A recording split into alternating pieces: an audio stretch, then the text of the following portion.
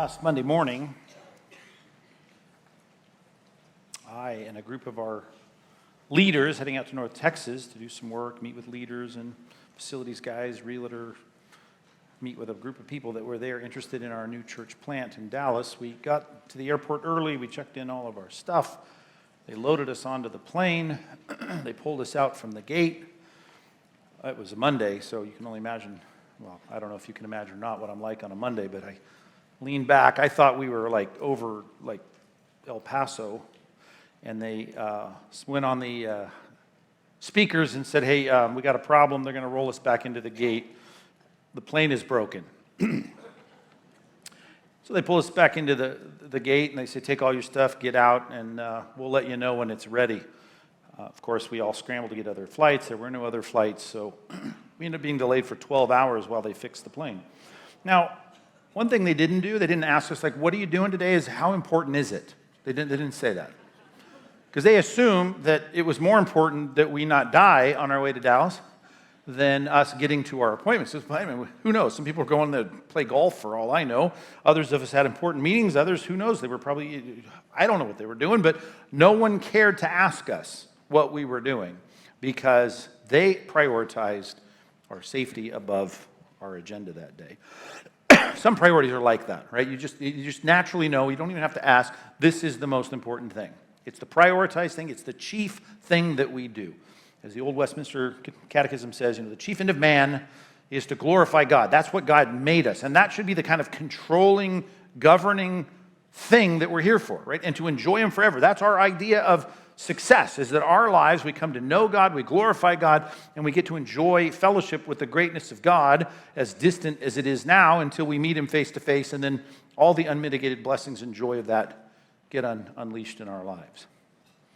That's the chief end. Everything else is secondary. Everything else needs to be sacrificed to that, not that it has to be, right? There are plenty of things you don't sacrifice. You don't sacrifice your dental health for the glory of God, right? You continue to brush your teeth. It doesn't displace that, but there are things that are displaced, and those are the sacrifices we make to glorify God as Christians.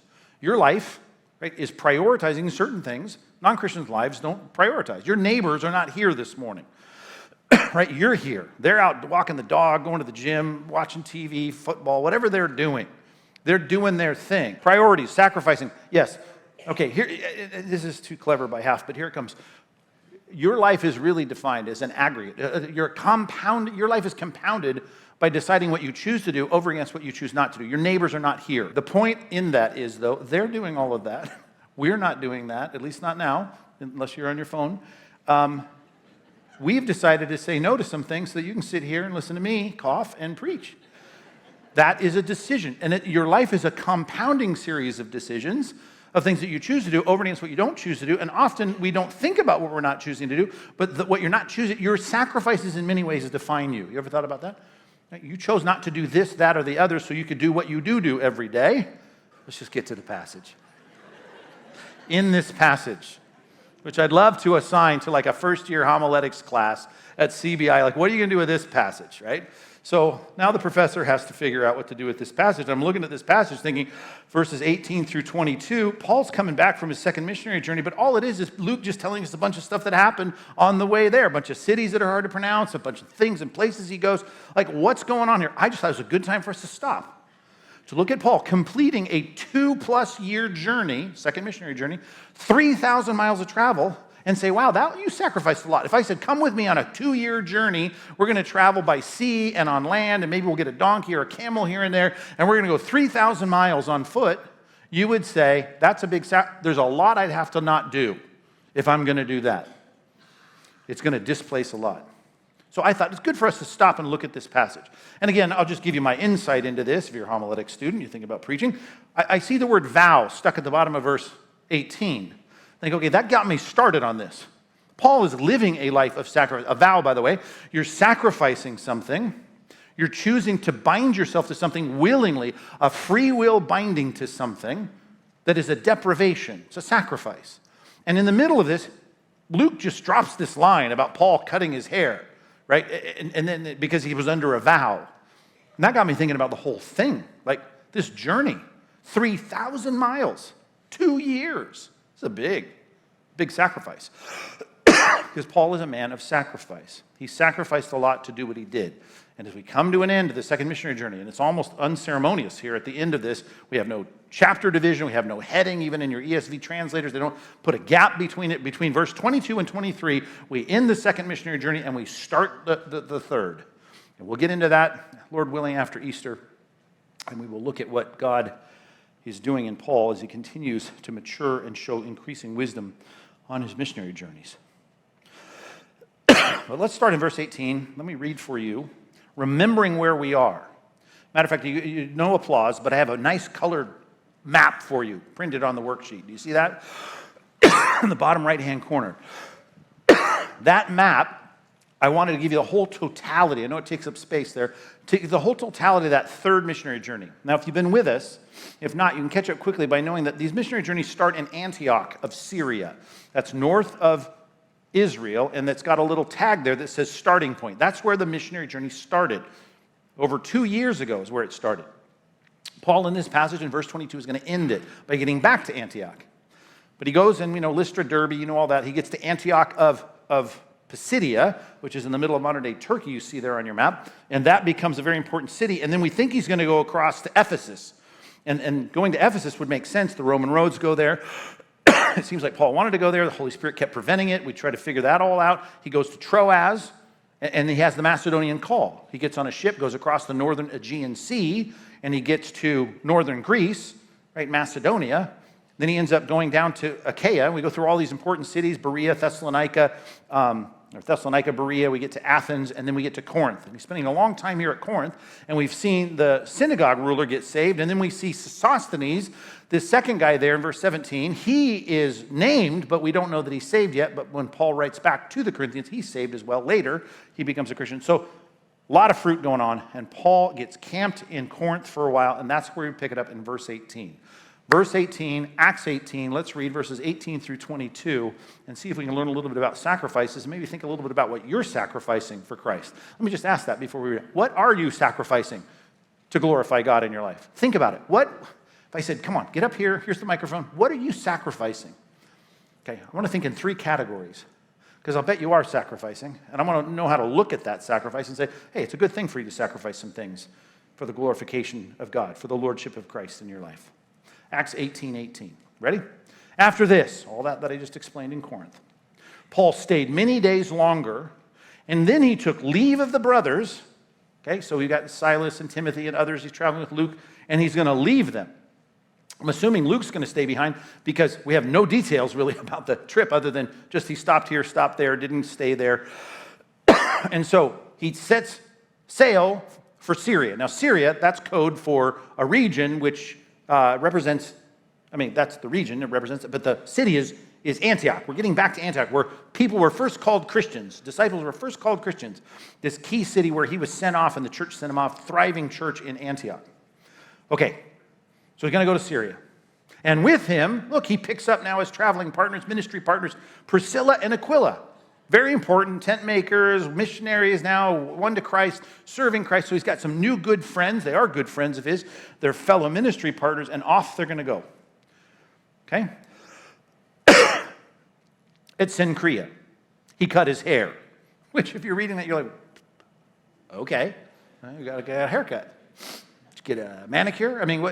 Why are you telling us that? Well, because he was under a vow. Well, that doesn't help. What does that mean? We'll have to sort that out. But clearly, the haircut had something to do with the vow. We'll get into that. Verse 19.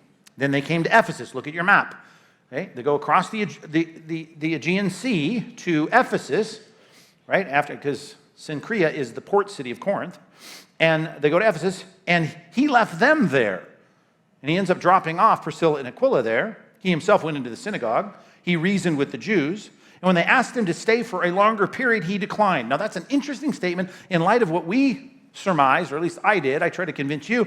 Paul seemed to want to go from Antioch of Pisidia to Ephesus, which would make perfect sense. Key city, important city. And spoiler alert, on his third missionary journey, he does go there, and he stays there 3 years. So he's going to stay there a long time. But right now, interestingly enough, he gets there, and they say, great, we'd love for you to be here. And he goes, no, I'm not. I'm going to go. And And I do think that has to do with the vow. We'll get into that, the vow from verse 18. So there's sacrifice here. The vow itself is sacrifice. This whole trip is sacrifice. Verse 21.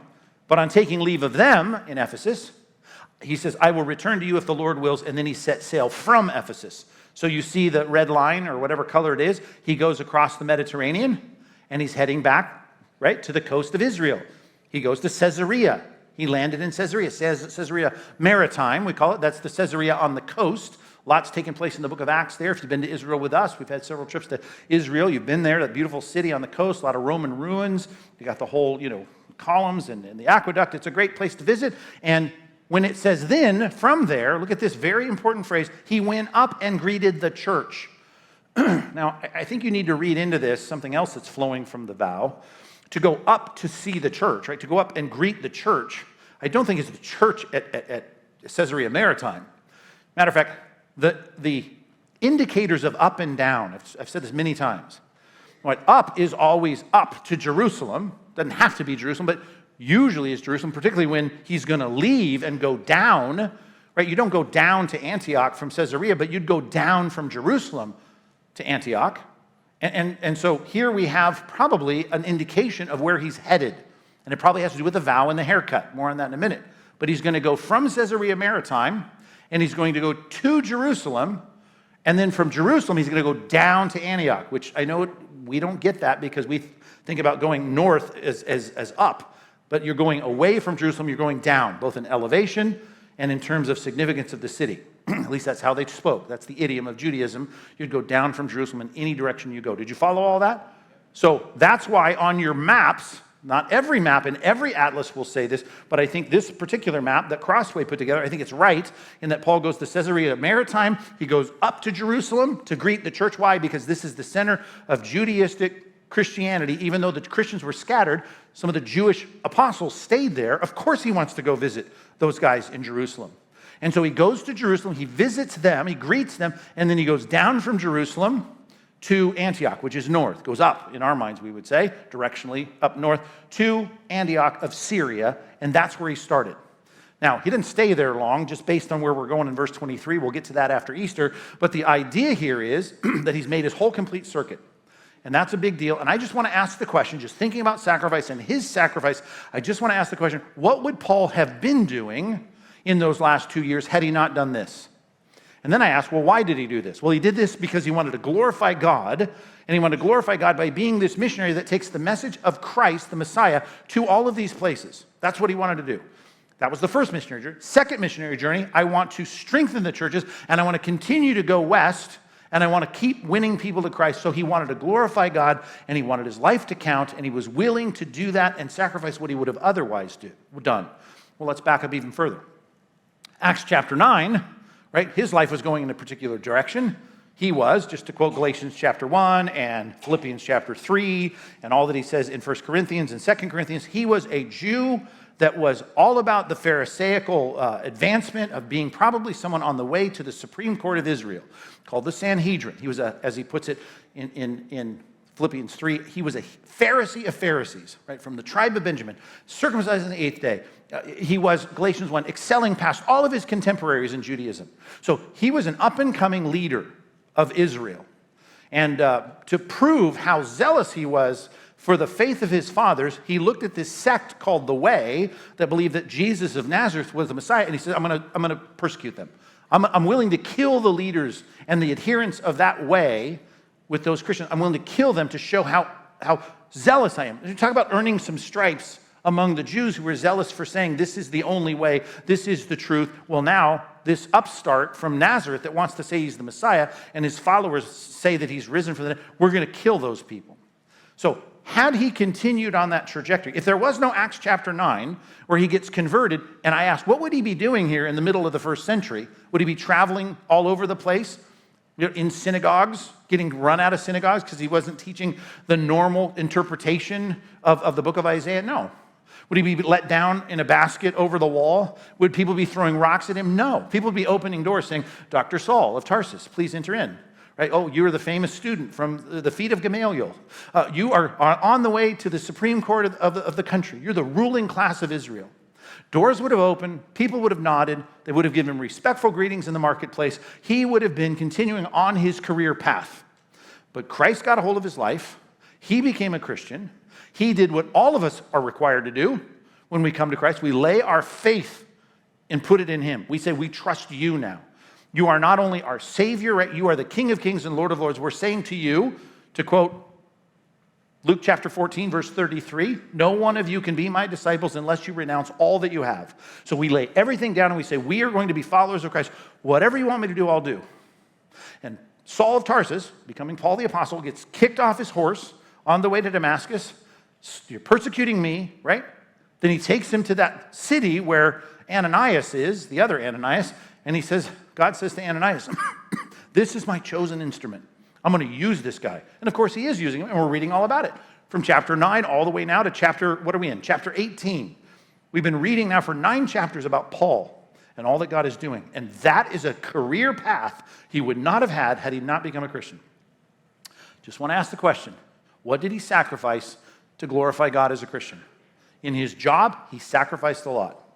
We call our job our vocation, our calling. His calling was changed, right? He couldn't pull out his business card anymore saying, hey, Pharisee of Pharisees, persecutor of the church. Couldn't say that anymore. Now he's a Christian.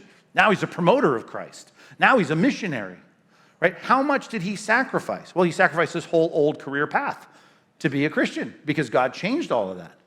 I want you to think right now, probably not as dramatic as that, but what have you, for the glory of God, under the lordship of Christ, what have you sacrificed in your vocation? And I know this is a penetrating and true statement that probably applies to everyone at some degree or another. And we had great conversations after the last couple of services. I mean, the one last night in particular where I sat, and every person I talked to could say, you're right. In my job, I could be doing more to line my own pockets, to advance up the chain, to be more effective, to sell more product, if only I didn't have the lordship of Christ governing my life. And I have to sacrifice some things for the sake of Christ, and I just want us to look at that and say, of course, it's worth it, right? There's nothing better than for us to glorify God because we get to enjoy him, fellowship with him, forgiveness of sins. We get eternity. This is a great thing. It's worth it. But number one, I'd like you to see the value of vocational sacrifice. What is the value of vocational sacrifice? Let's break it down, okay? Breaking it down. Number one, you could be like the Apostle Paul. Maybe you were a drug runner. Maybe you were a prostitute. Maybe you were a bank robber. You came to Christ, and all of a sudden, here's category 1, letter A. Your job, your vocation was incompatible with Christianity. Okay, don't raise your hand if you had an incompatible job, but I hope some of you, I hope none of you, but you're going to lead someone to Christ one day. And they're going to say, yeah, I sell drugs. Well, okay, I'm going to lead you to Christ, lead you to repentance, and then, step 1 in discipleship is career counseling, right? Probably shouldn't do that.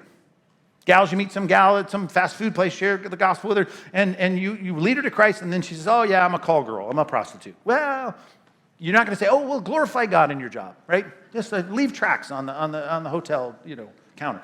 No, you got to change your job, right? Some guys doing abortions for a living. No, you got to stop, right? Sanctity of life. Your Christianity is incompatible with your job. And so some people, like the Apostle Paul, persecutor of the church, can't be a persecutor of the church anymore. Do you see that? I don't know if that applies to very many people, but I mean, this is going all over the radio. Somebody had to quit their job because of their Christianity, because their job, by the nature of what it was incompatible with Christianity. Paul is in that category, category A. Category B. Some of you are maybe in this category. And that is, your vocation is compatible with Christianity. Christians can do it, but you can't do it. It's not something you're allowed to do.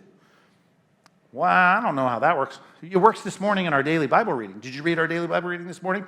Jesus comes upon some fishermen, and he goes, hey, you guys are fishermen. He doesn't say, that's an incompatible occupation. You can't fish for fish, right, and be a Christian. No, you can fish for fish and be a Christian. But he says, hey, leave your nets behind. You're fishing for fish. Hey, follow me. You're going to be fishers of men. Okay? Now, if Peter wants to say, no, I put a lot into this, man. It's a family business. Got my brothers involved. We put a lot into this. You know how much I paid for this boat and these nets? I cannot leave this behind. I'm not going to. Would it be sin for him to continue to be a fisherman? And the answer is yes. Now, can he tell his other fishing buddies, hey, it's sinful to be a fisherman. You can't be a Christian and be a fisherman. Can't say that, right? But he can't be. Matthew, tax collector, Levi, that was his old name, his Hebrew name. Jesus comes, he's at the toll booth, and Jesus goes, leave it behind, come and follow me. You got a new career now. I'm going to make you a leader of the church. Okay, would it be wrong for him? It's just like when Peter falls on his face and he's demoralized in John 21. Jesus comes to him and says, stop it. You went back to fishing on the Sea of Galilee. You can't do that. This is post-resurrection. Jesus makes a special appearance to say to Peter, you cannot continue to, it is sin for you to do this. Does anyone have a story like that? I mean, I do, right? I had my career aspirations as a kid, and I grew up, had some moderate success and stuff that I was doing in music, and I wanted to be a musician because I couldn't throw the football as far as my buddy who became the quarterback, and I was really bitter about that for a lot of years. So I figured it'd be really cool if I wasn't the quarterback, I could be playing the trombone up in the stands. That'll be just as cool. That's a joke. So I did that. But I thought, okay, I'm not the football star. I'm going to be the musician. So I poured myself into that, and I got fairly good at it, good enough to get scholarships and opportunities and play in different groups and travel all over the place. And it was like, okay, this is my career. I want to be a musician. I want to be a and my aspirations weren't, I wasn't aiming for the moon or anything, but I thought I'll be doing studio work in LA, doing, Burger King jingles or whatever. And so, yeah, I can make a living out of that. I'm going to do it. I'm going to get my scholarships and get that. So I was going to be a musician. That was after I wanted to be Evel Knievel and a few other things. But I settled into a career path. Then I became a Christian. And you know what most people said to me who loved me and thought, we're really glad that this guy's become a Christian. You know what they said? You can use that for the Lord.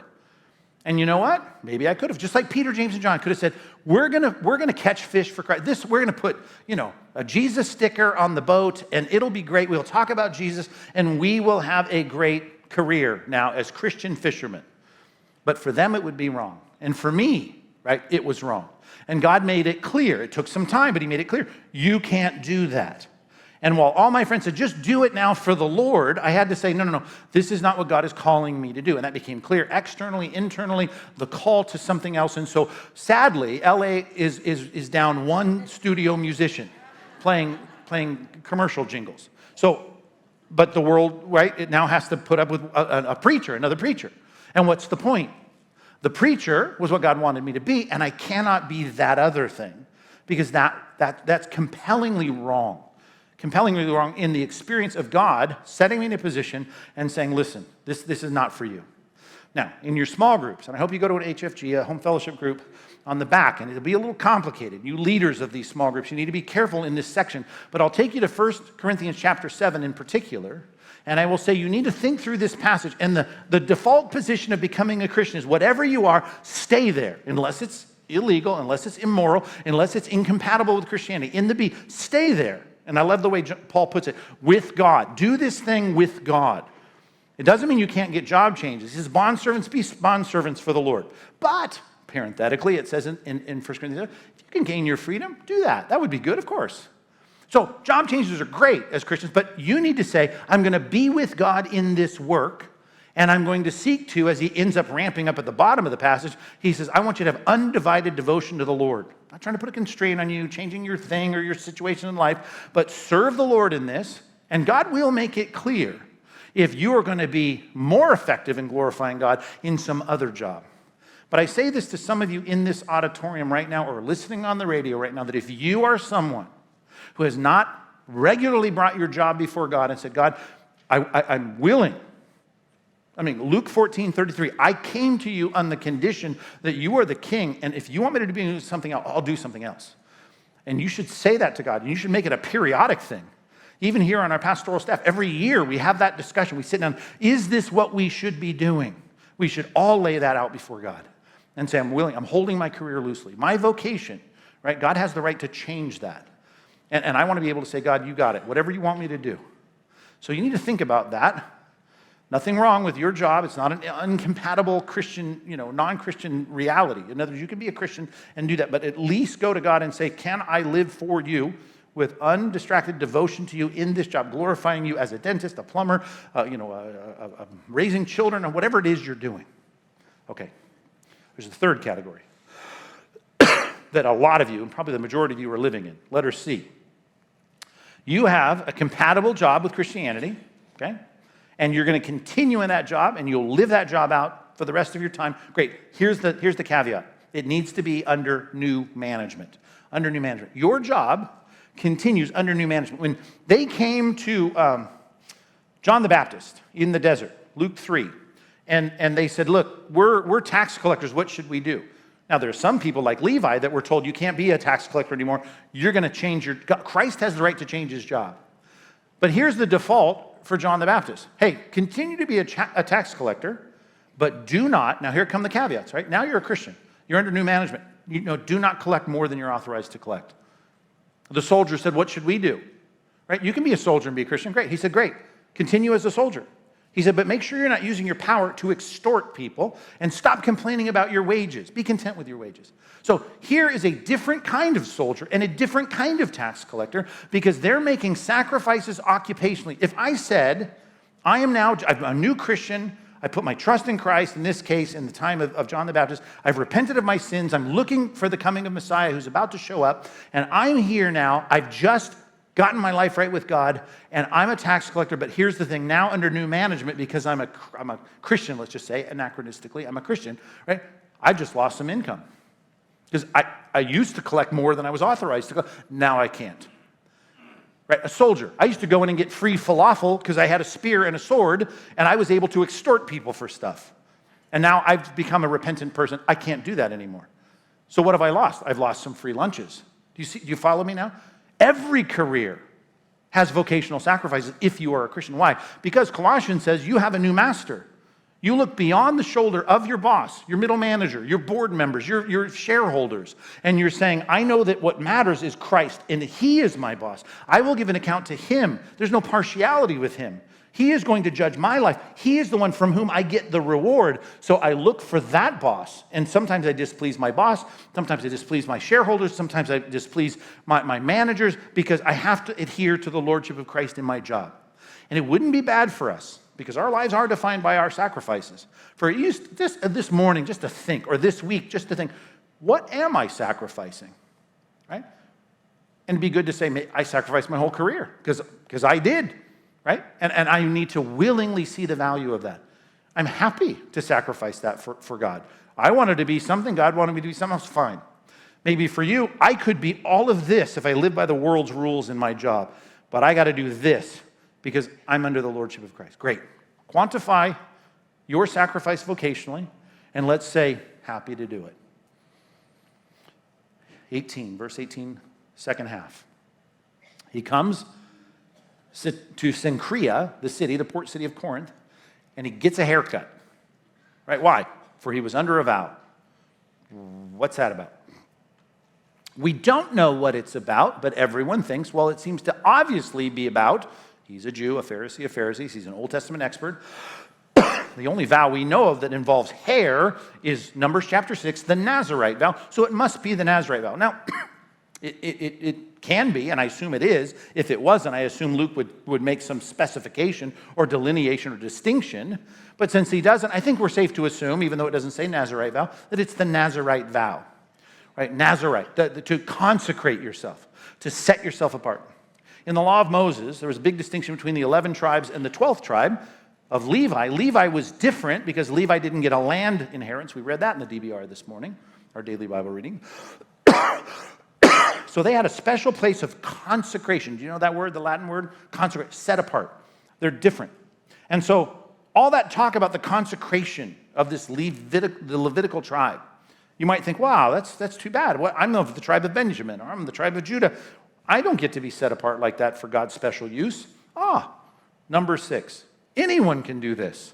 It's called a Nazirite vow. And you can willingly say, I'm going to consecrate myself, set myself apart for some special purpose, special focus, special devotion to the Lord, and I have to sacrifice these 3 things. What 3 things? Numbers chapter 6, I need to sacrifice. I can't go to a funeral, can't come into contact with a corpse, a dead body. Even if my dad dies or my mom dies or my sister dies, I can't go to the funeral because I'm in my period of my Nazirite vow. I cannot eat any derivative of the vine. I can't have a grape. I can't have a raisin. I can't drink wine. I can't do any of that. because I've decided I'm going to consecrate myself to the Lord for some special purpose, concentrating on something, focusing on something, pursuing something, special devotion, and so I can't have the fruit of the vine in any way. I can't go to a funeral or be in contact with a corpse. And thirdly, I can't cut my hair. My hair has to just keep on growing as long as I'm under the Nazirite vow. Now, some people in the Bible, you remember famously people like Samson, right? They were under this Nazirite vow, or Samuel, his mother, thanks Mom, put him under this Nazirite vow as a kid. And he had certain things he couldn't do because he was under this vow of devotion, special devotion used for God. Now, all these guys, well, Samson's maybe unique, John the Baptist, excuse me, and Samuel. I mean, they joyfully put up with all that. They did without certain things, personally, things that would be fine for them to do and enjoyable for them to do, but it'd be great to get a little haircut before I went into the synagogue to preach about the Messiah and the fulfillment of the prophecies, but instead, I'm not getting my hair cut. My hair looks like a mess, but, I'm under a Nazirite vow. Great. Cut his hair, for he was under a vow, but now he's getting his hair cut. Why is he getting his hair cut? Because at the end of the vow, you cut your hair. You had a time period. The Mishnah, for instance, the part of the Talmud that talks about the specifications of all this, plenty of oral law that got codified in writing. The Jews would say, the default term was 30 days. And when you were done with this, you took your hair, and even it does say this in number 6, you take your hair, here's how it says it in number 6, what you've cut off after this period of time, doesn't have to be 30 days, it could be a long time, but you've committed yourself to not cut your hair. Once you cut it, the vow is over. You can eat grapes again, you can eat your raisins, you can have your wine, you can go to a funeral. Great. Now you take your hair, and it says bring it to the entrance of the tent of meeting, go to the altar, and you burn it on the free will offering. So it's a stinky thing that you do, but you burn the hair on the fire. Well, there is no tabernacle now. Now we have a temple in Jerusalem. I think that is why, instead of just sailing up to Syria and going to Antioch, he's sailing now to Caesarea to go to Jerusalem, because that was part of what you did with the Nazirite vow. You took the hair, you brought it, and you brought 3 animals, and you went to the ceremony, and you sacrificed those things as the completion of your vow. Okay, a lot of questions are raised about that. Like, why is he doing that? I mean, we're post-Jerusalem council here. I thought we weren't doing Old Testament stuff. Well, he's doing something that is a vow, and it seems to be a Nazirite vow, and he seems to be voluntarily doing this, maybe for the sake of ministry, maybe for the sake of devotion, maybe for the sake of focus, maybe some kind of crying out to God for protection in Corinth, because it was such a mess. So much was going on there. He needed protection, and who knows why. But whatever it was, I know this, because it was a vow, it was sacrifice. He couldn't do what everyone else could do. Okay? Now, there are some parallels, though probably no one here taking a Nazirite vow. Right? Some dudes with longer hair, maybe you're in a vow of some kind right now, I don't know. But most of us aren't doing Nazirite vows. But you do, as a Christian, if you're serious about Christ, there are things that you probably sacrificed for the sake of your devotion to Christ, your focus on Christ, your service to Christ. I mean, think about it. When someone comes to you and says, would you wear the green shirt or the red shirt at Awana on Thursday nights? Say no to your basketball league or whatever you were doing on Thursday night. Come and serve our church. Well, there is even sacrifice in that. You're doing it for the sake of ministry in that case, but maybe you've devoted, I'm going to do it. I will commit to the whole year, to the fall and the spring semesters. I will do Awana leadership. Great. I mean, in a sense, you could say, I'm quantifying what I'm not doing. I'm saying I'm sacrificing what I would normally do on those nights for this, okay? There's a lot of personal sacrifice, and I think you should just see the value in that, because there's lots of reasons that we should do it. And number 2, I think you should write it down that way, that we should see the value of personal sacrifice. Time, enjoyment, pleasures, vacation, kinds of vacation, things that I might do, that I might indulge in, that I would be fine for me to indulge in, but I'm not indulging in it because I'm in a particular state of consecration or focus or attention to God or his service in some way. 3 things, super, super quick. Let's build some subpoints. 3 things you should never think of when you're doing some kind of personal sacrifice for some thing you're doing with God. Number 1, you should never think that everyone has to do it, right? That's the whole point of a free will vow. It's a vow that you enter into and you choose to do it. Not everyone has to do it, and don't ever tell people they have to do it. Colossians 2, right? There were people that saying you got to do these things. You got to deprive yourself from this. Paul equates that with false teaching. Just because you don't do something, if it's allowed in Scripture, you can't tell other people not to do it. It is a voluntary thing. Paul did not say, hey, everyone else has to do this vow. He was under a vow. Chapter 21, there'll be 4 other guys that are under a vow. Same kind of thing. We'll look at it when we get there. But people are voluntary, just a few, and whoever wants to. Great. Number two, don't think you're ever manipulating God with deprivation. You're making a personal sacrifice. You say, God, if I do this, then you must do that. Some people think that that's how it works, because fasting is one of the most basic deprivations we do of personal sacrifice that probably most Christians are familiar with. Right? You understand what it is to say, I'm not going to eat right today or tomorrow, I'm not going to eat today, or whatever your fasting term is. You say, God, I'm going to do this, and I'm going to give myself to prayer so that my kid who's going through this thing, I'm praying for this, and you may focus on this special consecration and concentration on something, and you say, but God, you got to answer me now because I'm sacrificing over here. Now, you know that that's no good, right? You know that's wrong, right? Raise your left eyebrow if you know that's wrong. That's wrong, right? That's not right. We can't manipulate God. You can't twist God's arm. We're doing this for us. We're not doing this for God. We're not doing this because we somehow have some leverage now on God. So we can't do that. The Bible's clear on that. Thirdly, you can't do it because you want to be seen as holy. Remember that? In Matthew 3, he said, don't be like the Pharisees when you fast, because they like to look gloomy and look, I'm fasting, right? They want to be seen as righteous. And Jesus says they have their reward. They're not going to get anything out of this but a few people going, oh, you're amazing, you're so righteous. Right? It's like the meme I saw this week about people that do marathons. Said, how many people would do marathons if they couldn't tell anybody they did a marathon? I mean, I don't, maybe some, but less. Would you admit? Okay. Put their sticker on their back of their car. It's only 13, I did half. Okay, great. Passed by, yeah. Anyway, no. Obviously, I'm not doing marathons. But what's the point? These Pharisees were just like that. I went without eating all week. I sacrificed all these things, right? And I guess I would say this too. Who would fast if they couldn't tell anyone they were fasting? And my point is who would sacrifice something if they can't tell anyone and that's the whole point. When Jesus says, look at how the Pharisees do it for attention, to be seen as righteous. He says, you wash your face, put your hair gel in, right? Go out there and fast in secret, where your heavenly Father sees in secret. This isn't about your reputation. So those three things, did you get those? Right? This is not mandatory for everyone, and you can't make anybody else do it. Number two, it's not to leverage God, twisting his arm, and certainly it's not just to make you look holy.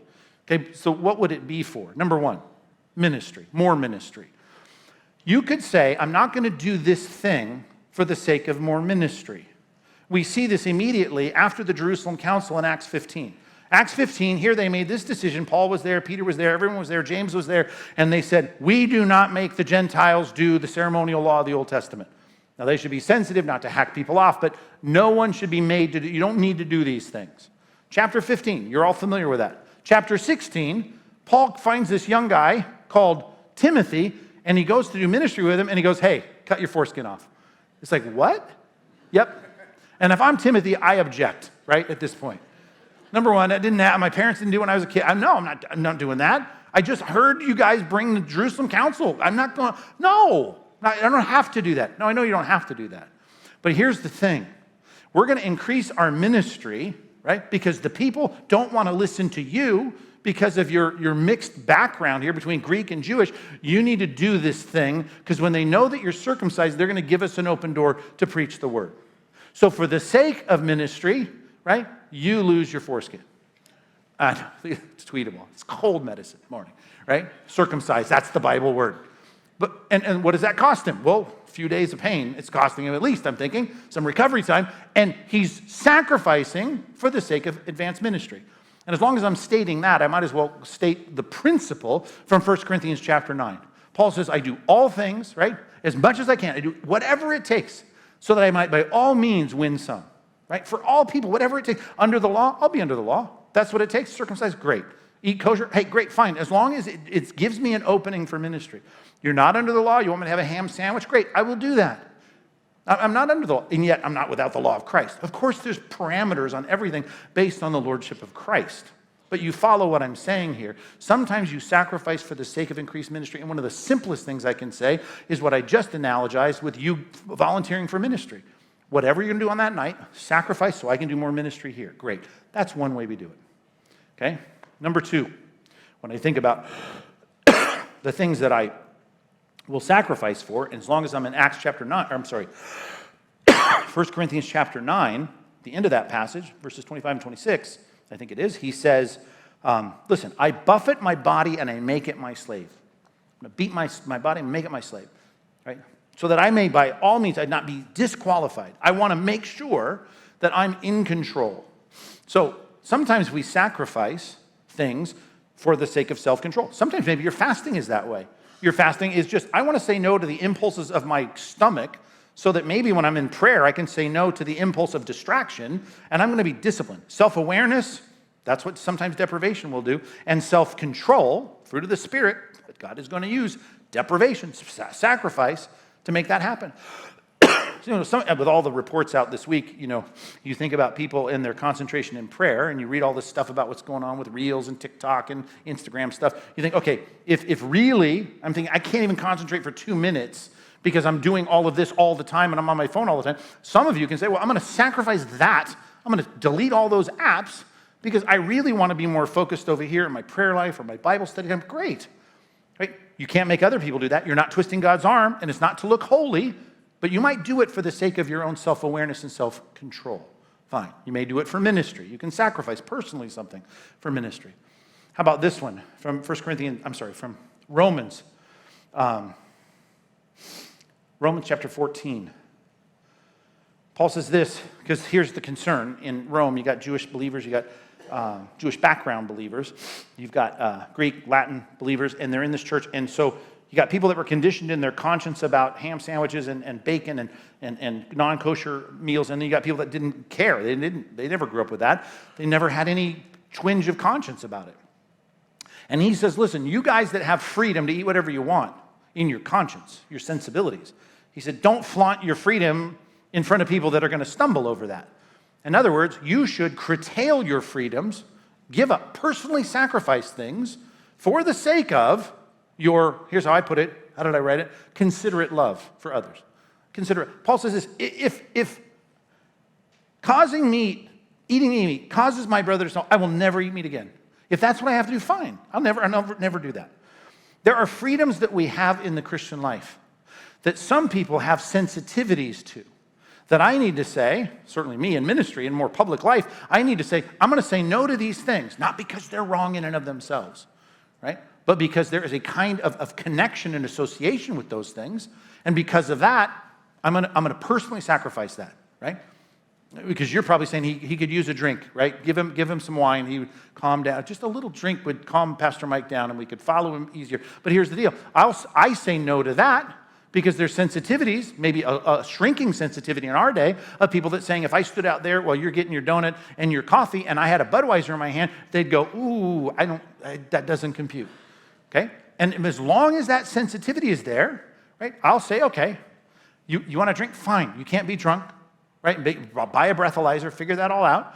But here's the deal. There are certain things that I will give up, and I'm sure in your life, certain things you give up, probably in your lifestyle, for the sake of your parenting, for the sake of ministry. You serve in our youth group. You give up things so that you cannot stumble people because you have a considerate love for them. And all I'm saying is sometimes we sacrifice for the glory of God by loving his people and caring considerately for their conscience. How about this one? This fourthly and lastly in this subpoint. Psalm 132, 1 through 5. Speaks of David making a vow. And here's what it says. He swore a vow to the Lord. He vowed to the mighty one of Jacob that I will not enter my house. I will not go into my bed. I will not give sleep to my eyes. I will not slumber or give slumber to my eyelids until I find a place for the Lord, a dwelling place for the mighty one of Jacob. So here's David saying, I'm not going to sleep. I won't go into my house. I won't go into my bed until we figure out where we're going to put this temple, right? His son was going to build it. He was making preparations. He made collections for it. He made plans for it. And apparently at some point, he goes, I'm going to make a commitment, a vow. I'm not going to eat until I do this thing. That's a sacrifice. And some of you, right, probably make those sacrifices for the Lord. I mean, you take a CBI class, right? Think about it. You're reading now 800 pages of material for some class, right? Your friend at work, they didn't stay up till midnight reading textbooks, right? But you're doing that because you have a goal here.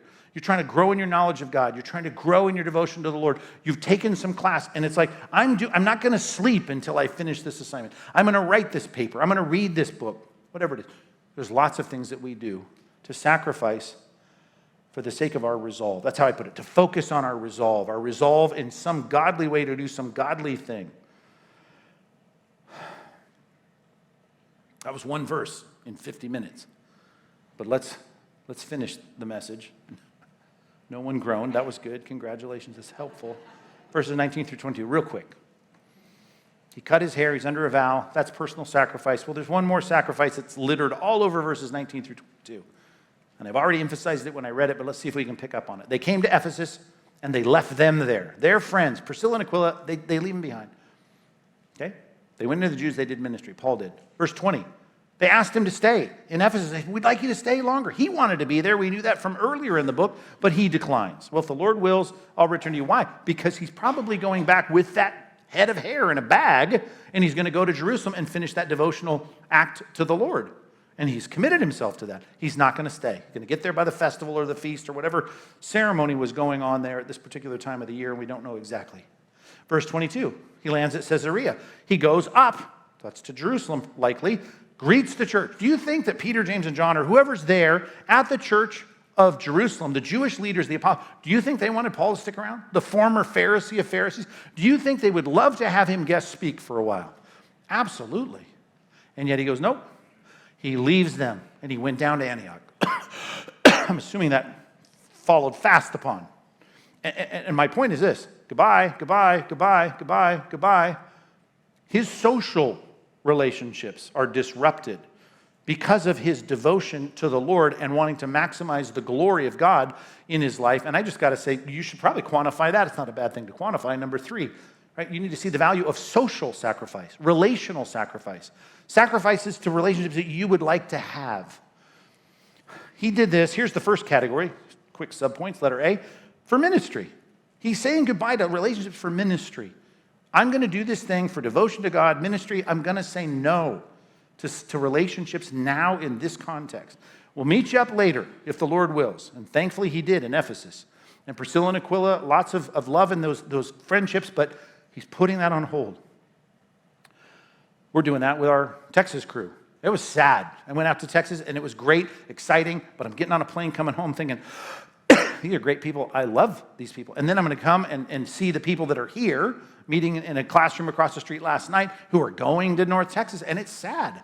We love these people. We hate to see them go. But we sacrifice the closeness of those social connections for greater ministry. That's category 1. Sometimes people disconnect from us because of our Christianity. Right? We sacrifice sometimes socially because they look at us and say, we don't want to be with you. We don't like you now because you're a follower of Christ. And you can imagine, the more devoted and more vocal you are, or the more committed or resolved you are to Christ, sometimes it's because you're a follower of Christ that you lose invitations to stuff. Jesus said they will exclude you, Luke 6, because of me. And in situations that happens, right? I can talk about even my extended family saying, we don't want the preacher at this one. Can we not invite him? You can imagine, right? Why, we don't want that. And I get it. And the Bible says, in the day that you were excluded, you want to see the value of that? Leap for joy. Rejoice, right? I get that. Right? Your family probably doesn't want me at your Thanksgiving. Think about it. Right? Some of you. Most of you. What's the point? You are going to be excluded not only from family, Jesus said, sometimes from extended family, sometimes from immediate family, but from a lot of people. If they call the leader of the house Beelzebub, they're going to call servants Beelzebub. So we lose relationship there. That's letter B. Letter C. Sometimes you have to step back from social circles because of your sanctification. And you know this isn't healthy. This isn't right. Want a passage for that? 1 Corinthians chapter 15, verse 33. 1 Corinthians 15, 33. Do not be deceived. Bad company corrupts good morals. He says to the Corinthians, hey, great to have a great church there and all that. You got problems. I've tried to correct those, but just know some relationships you need to step out of. He says it again in 2 Corinthians chapter 6. Do not be unequally yoked. Sometimes you need to step away from a social situation and say, I can't have that relationship because of my sanctification. Letter D. We read about it this morning. Maybe a more poignant passage is Mark chapter 1. Let me read verses 35 through 37. Rising early in the morning, while it was still dark, Jesus departed and went out to a desolate place, and there he prayed. And Simon and those who were with Simon searched for him, and when they found him, they said, everyone's looking for you. Where have you been? We wanted you here, and you weren't here. Why did Jesus spend time alone in a deserted place that morning instead of having breakfast with the guys? Why was he by himself? He said no to social situations. He was willing to make a sacrifice because of his devotion to God, his love for God. See, when you sit there and do things, and a lot of it, by the way, in the Christian life, is you sitting there with a Bible, you sitting there with a Christian book, you being on your knees in prayer, you're saying no to sitting in front of a TV with a bowl of popcorn on your lap. I'm saying, no, I can't do that. I'm going to do this right now. Everything you choose to prioritize is sacrificing something else. And oftentimes, it's relationships, good relationships, relationships that would be fine to engage in. It's not sinful. It's just you have got priorities. And glorifying God, which is a far better value, sometimes is going to sacrifice your relationships, even relationships that are good, because you are prioritizing things that develop your love and devotion for Christ. Did you catch all those? Right? Sometimes I lose relationships for ministry. Sometimes I lose relationships because people don't want to be with me because I'm a Christian. Sometimes I lose relationships because I have to step away from you because of my sanctification. And sometimes it's just because I'm so busy being in my study or being in my back room or in my bedroom or in the corner of some place studying God's word or praying. Yeah, you're not going to be as social. You've sacrificed socially, you've sacrificed vocationally, and I'll bet there's areas, and probably areas you probably should step up in sacrificing personally for the sake of your devotion, concentration on, and service to the Lord. There's a lot of things that are not sacrificed that you don't do. Your neighbors do a lot of stuff you wouldn't do, right? There's stuff I see them do, I think, I don't want to do any of that, right? And it's not a sacrifice for me not to live the life that they live in certain areas, but there are certain things that we need to say, okay, it is a sacrifice, and it's not called a sacrifice unless it is a sacrifice. And a sacrifice has got some barbs to it, right? That hurts. I would like to do it, but I can't do it. Like to do it, but I'm not able to do it. And that's the kind of thing that isn't a bad thing every now and then to stop, look at it, quantify it, and say, okay, it is a sacrifice. Here's a passage for you. Numbers chapter 10, verse 10. It talks about sacrifice and bringing our free will sacrifice. This is not a duty. This is something I choose to sacrifice. He says, and I just love this imagery, blow the trumpet over the sacrifice, right? Blow the trumpet. Have a celebration. Be glad. Rejoice, right? And I'll paraphrase now, because you know that you have the Lord as your God. Why are you sitting here instead of enjoying something else somewhere else, some brunch somewhere at the beach, right? You're here because you're supposed to be here. You're commanded to be here, and you choose to be here. And I'm saying that is something you've sacrificed, but let's rejoice in that sacrifice. Philippians chapter 1 started with Paul saying, I might be killed here, right? I'm going to glorify God, encouraged by life or death, but they're threatening to kill me. I think I'm going to get out, but they're threatening to kill me. At the end of the book, he says this in Philippians 4. He says, even if I am being poured out as a drink offering, which is a double entendre, there's an imagery there. If my blood gets spilt by the Roman sword, if my blood's being spilt, the life is going out of me. And I'll just quote it so I don't get it wrong. In Philippians, he says this. He says, even if I am, it's on the sacrificial offering of your faith. And I am glad, and I rejoice with you all. Likewise, verse 18, I said 4, it's chapter 2, I'm sorry, 2:17 and 18. Philippians 2:18. Likewise, you should be glad and rejoice with me. All I'm saying is there's nothing better than us saying we sacrifice this for a value that is so great, which is I don't care what you didn't get to do in your career. I don't care what money you didn't get to make. I don't care what relationships you didn't get to have. I don't care what things you gave up for the service of the Lord. If it's really for the Lord, you should say with the Apostle Paul. You should say with Numbers 10, blow the trumpet. Rejoice. You're doing it for the best and most valued reason in the universe, to glorify God and enjoy Him, not just now, but forever. Let's pray. God, we want to willingly sacrifice for you, not just willingly. We don't want to mope around about it. We don't want to complain about it. The days that we spend studying your word, studying good Christian books, on our knees in prayer, things we miss out on, hobbies we miss out on, trips we don't get to go on, raises and promotions we don't get, awards we don't receive. God, I pray that we just gladly spend and be expended as an offering, a sacrificial offering.